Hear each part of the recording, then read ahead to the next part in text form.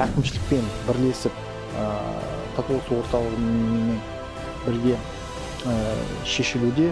Әр судья әділетті және үнемді жол табуға тырысады.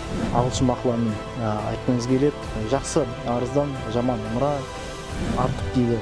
Сол себепті бейбітшілікті күшпен сақтау мүмкін емес. Ол тек тиімді түсінумен жол тауып дауды шешуге болады деп түсіндіреміз әрқашанда.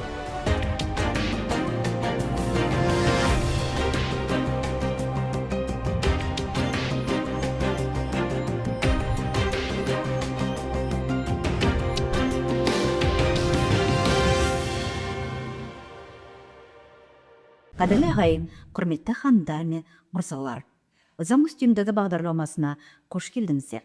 Бағдарлама қонағын таныстырып өтейін. Әділханов Бекмұхамед Бақбекұлы, Астана қаласы азаматтық істер бойынша ауданаралық сотының судьясы, татуласу орталығының басшысы. Студиямызға қош келдіңіз. Көп рахмет. Бекмұхамед Бақбекұлы, татуласу бүгінгі күні мемлекетіміздің де жалпы халық арасында да керекті, өте маңызды процедуралар деп айтуға болады. Соның ішінде бүгінгі күні татуласу орталығының негізгі бағыты қандай, жалпы ол жердегі жұмыстың мақсаты не? Енді татуласу орталығының міндетін алсақ, Астана қаласының татуласу орталығы алдында 3 міндеті қояды. Ол біріншіден қоғамның татуласу мәдениетін арттыру, сонымен қатар дауларды ерте кезеңдерінде шешу жолдарын табу. Сот жүктемесін азайту. Қазіргі уақытта күнделікті үлкен жұмыс жүргізіліп жатыр татуласу орталығымен. Енді татуласу жалпы қазақта сөз бар ғой, енді ел ішінде дау көбейген сайын ел сыртында жау көбейді деп, іштегі енді қоғамның татулығы. Бүгінгі күні сол жұмыстың нәтижесі қалай жүруде? Жалпы негізгі қазіргі таңда азаматтар қандай бағыт бойынша дауласа келеді? Сіздердің алдарыңызға келгенде осы мәселе шешілуде ме? Астана қаласының татуласу орталығының көрсеткіштері жыл сайын артып келеді.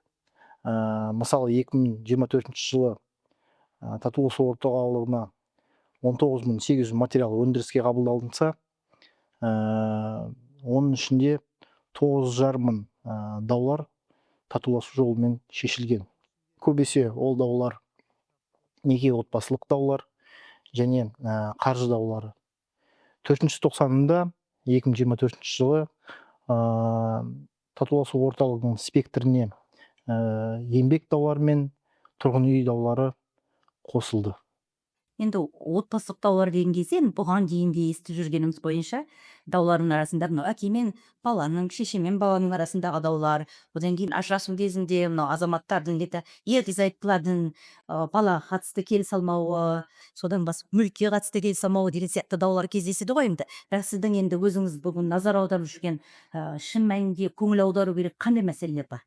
Дауларды болдырмау үшін халықтың, қоғамның білімділігін, сауаттылығын нығайтып дамыту қажет.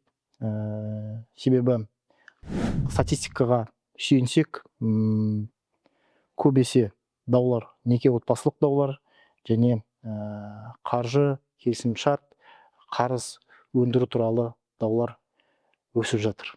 Мен сіздің ойыңызды түсінгенім бойынша, көбіне қазір келіп отырған азаматтардың көбі өзінің сол былай қарағанда қаржылық мәселелерге назар аудармай қалған себепті белгілі бір қарыздарды көтере алмайтын деңгейде алып қойған. Осы жерде сонымен банкпен бірге татуласуға келеді оның негізінде.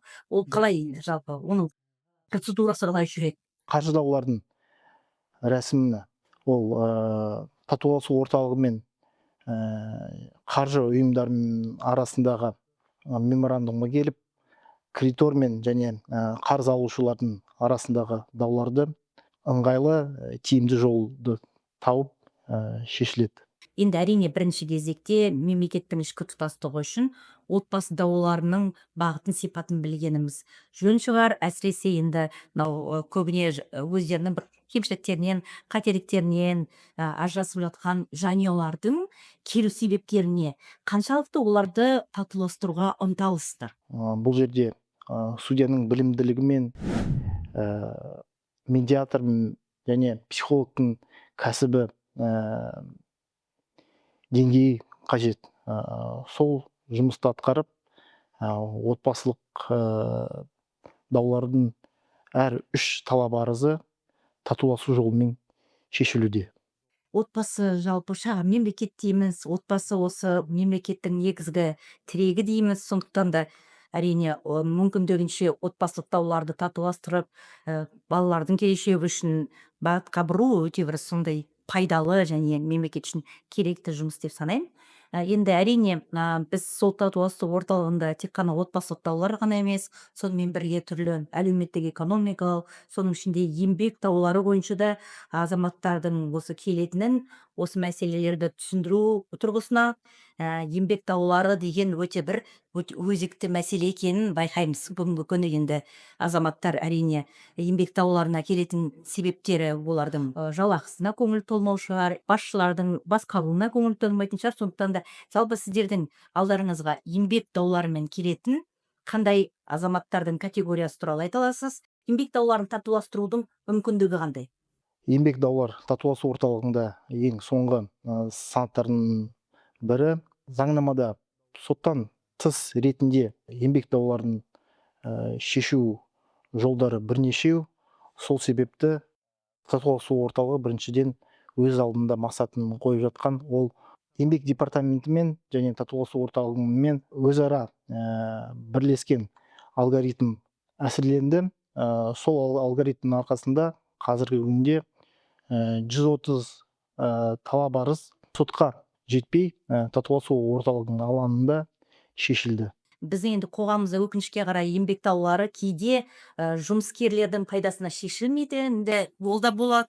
Себебі бұл жерде жұмыс берушінің де өзінің арнайы дәлелдері жеткілікті болады. Сондықтан да татуластыру арқылы шешу бір өте бір тамаша механизм, тамаша тетік деп қарау керек. Сондықтан да енді сіздің дәл есіңізде осы қалған кейстердің ішінде қандай еңбек дауларында жұмыскерлердің 100% толық көңіл толып кетті сіздерде? Еңбек даулардың кейстеріне көшсек, көбесе ол даулар жалақы туралы. Себебі қазіргі экономикалық заманда қаражат өте қаражатсыз жұмысшылар қарызға кіріп жатады. Сол үшін бұл жерде толығымен медиатордың көмегі керек. Кейде жұмысшылардың назарлығын білдіріп жатқан алаңында медиатор қосылып, өз татуласу рәсімдерін жүргізіп жатады. Сондай да кездер болып тұрады. Бірінші кез келген сұрақты шешетін ол маман.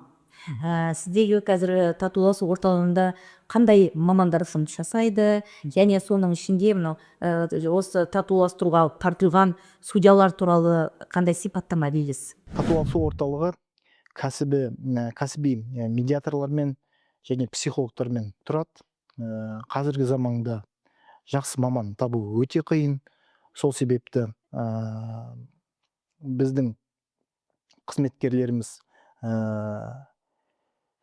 арнайы оқу өтіп, сертификат алады.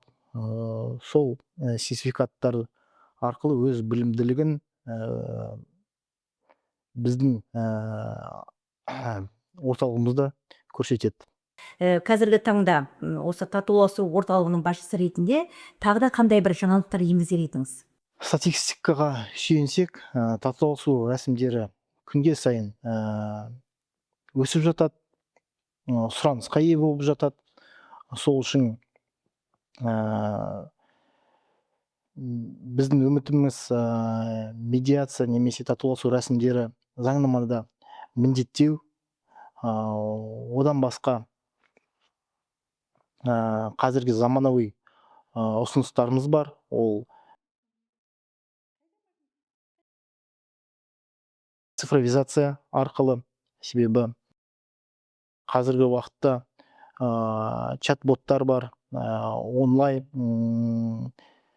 платформа шығарып, онлайн сессия арқылы өз дауларды тараптар шешуге сондай бір алаңды шығаруға ұсыныстарымыз бар. Сіздердің татуласу орталығында мысалы сіздер тегін қызмет көрсетсеңіздер, енді республика бойынша басқа да осы салада жүрген азаматтар белгілі бір баға қояды дедіңіз. Бұл енді бір жағынан сан ба әлде сапа ма? Медиатордың немесе заңгердің жұмысы оңай салыстыруға қиын, себебі бұл сұрақ тікелей медиатор мен заңгердің тәжірибесінде тұр. Себебі қазіргі уақытта көпшілік өз мәселесін немесе дауларын тек сот арқылы шешуге үйренген. Екіншіден, медиацияға толығымен сенімділігі жоқ. Ол себепті заңгерлердің, заң өкілдерінің қарсылығы. Сол кездерде біз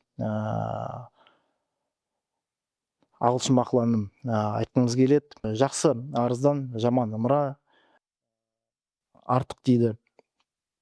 Сол себепті бейбітшілікті күшпен сақтау мүмкін емес. Ол тек тиімді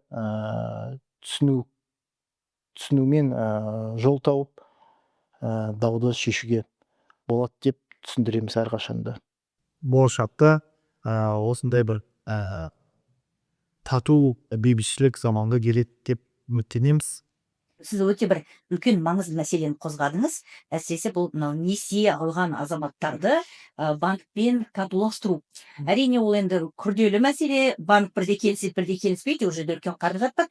Дегенмен кез келген қоғамдағы азаматтар, мысалы сіздердің татуластыру орталықтарыңызға дәл осындай мәселемен келген кезде қандай рәсімдер жүреді және ол азаматтар сіздерге келу үшін не істеу керек?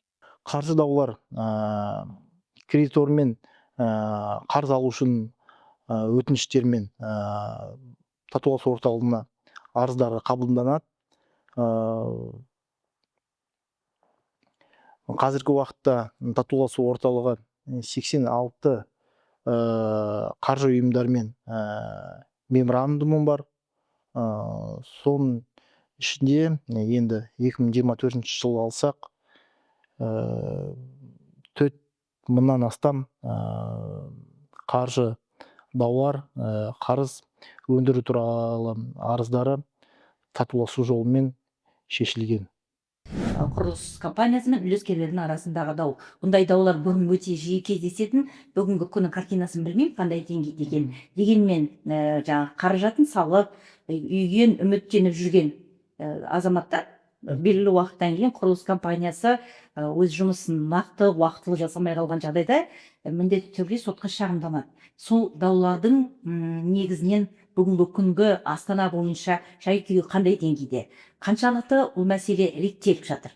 Үлескі даулар ол арнайы Астана қаласының спецификасы. Сол үшін бұл жұмысы әкімшілікпен бірлесіп татуласу орталығымен бірге шешілуде. Ол бірлескен реестріміз бар. Статистикаға сүйенсек 2023 және 2024 жылдарды салыстырсақ 16%-ға төмендеген. Ол бір оң динамика деп есептейміз. Негізі енді татуластыру рәсімдері өте біздің қоғам үшін керек қой. Бұл қай жағдайда да болсын, кейде бір болымсыз даумен келіп, соттың уақытын алып, жылдарын жұмсап, қаражатын жұмсап, балаларына беретін несібесін осындай бір өнбейтін іске, өнбейтін дауға салып жүрген азаматтарымыз әлі де болса бар. Дегенмен де бүгінгі күні сіздің енді әріптестеріңіз республика бойынша осы татуласу орталықтары барлық өңірлерде жұмыс істеп жатыр. Сіздер енді бір-бірлеріңізбен тәжірибе алмасу мәселесінде немесе бір-бірлеріңізге қолдау мәселесінде қандай жобалар жүргізіп жатсыздар? Жыл сайын басқа татуласу орталықтарымен бірлескен жиын жасаймыз, тәжірибемізбен бөлісеміз. Бірақ әр аймақтың өз тәсілдері мен даулары бөлек. Тәжірибе алмасу бар дейсіз ғой. Иә, жыл сайын. Тамаша. Енді ол әрине ол республикадағы судьялардың жүктемесін азайтуға оң ықпалын тигізіп жатқан шығар деп үміттенемін. Енді сіз жаңа айтып өттіңіз, жалпы сіздің ойыңызша мынау енді азаматтық істерді қарап жүрген судья ретінде, бүгінгі күні тату алысу орталығының басшысы ретінде қай жақтың жұмысы жеңілірек судья үшін? Бұл мәселе нақты мән-жайға, жағдайға байланысты.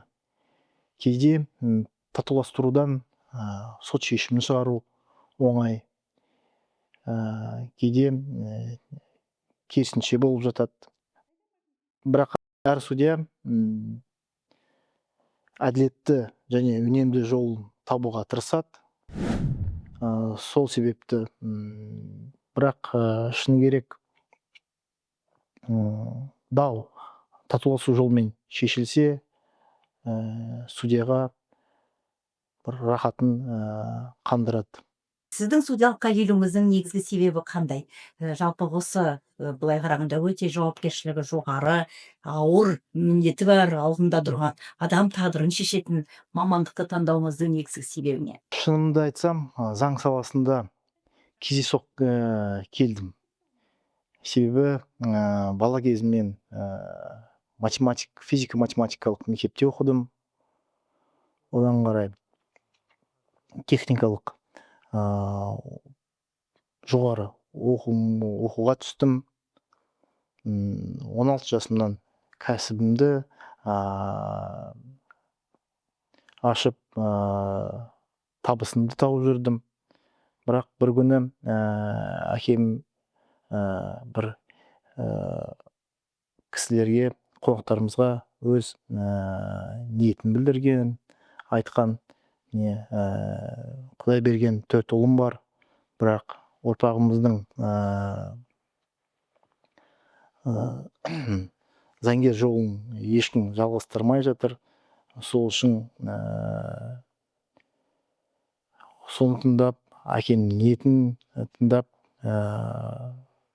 өз кәсібімді заң саласына бұрдым. Өйткені әкем де өзі жас кезінен бастап басшы болды. Атамыз беделді би болған соң Қожа Ахмет Яссауидің кеңесінде жерленген. Және атамыздың құрметіне Алматы қаласында көше аталған. Соны бағалап өзімнің қызметімді прокуратура саласында бастап, қазіргі күнге дейін заңгер жұмысымды атқарып жатырмын. Енді заңгердің мақсаты ол заңдылықтың құрметін нығайтуға, әділеттікті қолжетімді жасауға деп есептеймін. Жалпы енді өзіңіздің негізгі былай алда қойған мақсатыңыз қандай? Енді әр судьялардың мақсаты енді дау болмауы деп есептеймін. Себебі судьяға өте қиын, күніге тұрып тарап бардың даулармен оянады. Үйіне түнде барған соңында сол оймен жатады. Шыны керек. Сол себепті даулар аз болса, еліміз тату өмір сүрсе ең үлкен. Мен міндетім ол әділеттікке қызмет жасау, және осы күнделік жұмыс болашақта қауіпсіз, әділ қоғам құру деп үміттенемін. Рахмет сұхбатыңызға. Енді бүгінгі күні мемлекет басшысының да жалпы елдің осы негізгі бағдары да бүгінгі заң мен тәртіп дейміз. Заң үстем болған елдің келешегі жарқын дейміз.